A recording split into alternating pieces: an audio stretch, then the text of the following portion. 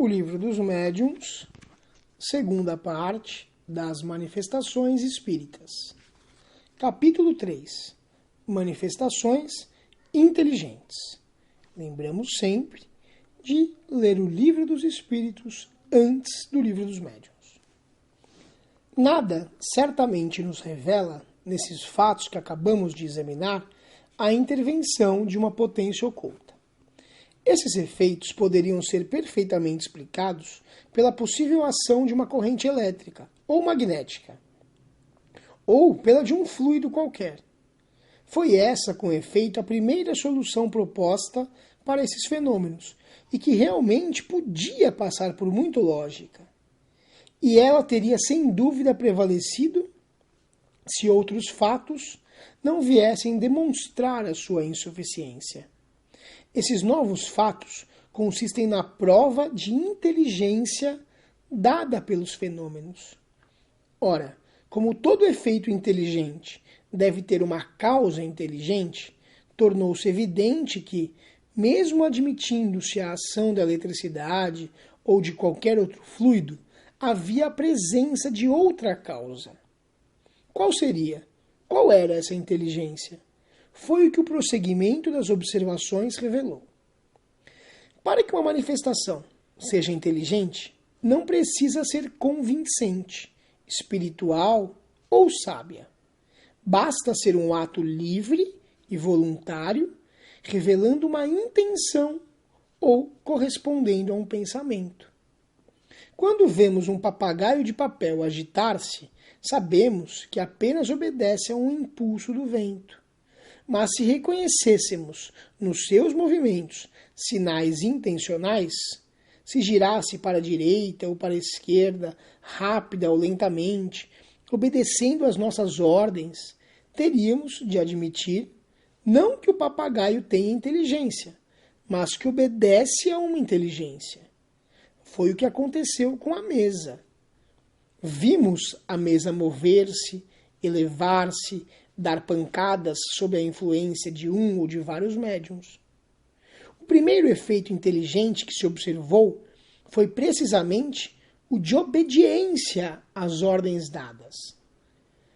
Sem mudar de lugar, a mesa se erguia sobre os pés que lhe eram indicados. Depois, ao abaixar-se, dava um determinado número de pancadas para responder a uma pergunta. De outras vezes, sem o contato de ninguém, a mesa passeava sozinha pelo aposento, avançando para a direita ou para a esquerda, para a frente ou para trás, e executando diversos movimentos que os assistentes ordenavam.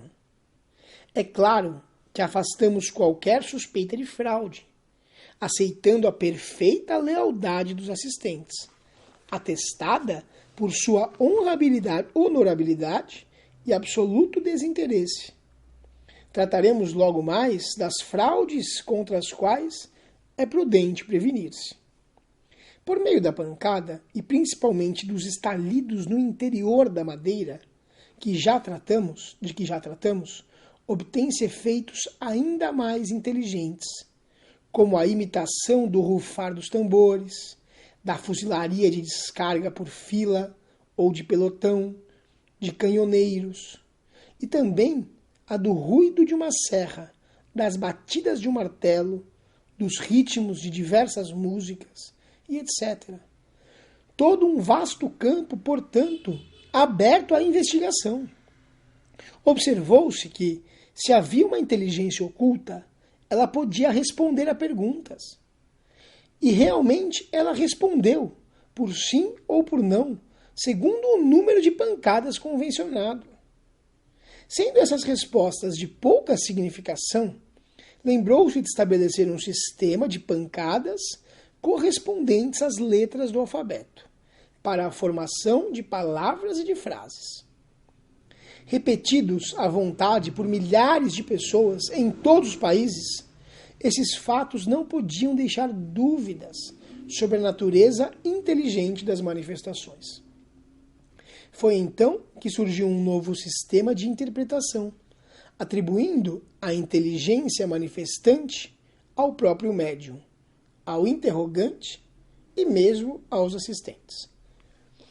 A dificuldade estava em explicar de que maneira essa inteligência podia refletir-se na mesa e traduzir-se por meio de pancadas. Verificando-se que os golpes não eram dados pelo médium, deviam ser dados pelo pensamento. Mas o pensamento, dando pancadas, seria um fenômeno ainda mais prodigioso do que todos os que haviam sido observados. A experiência não tardou a demonstrar que essa opinião era inadmissível.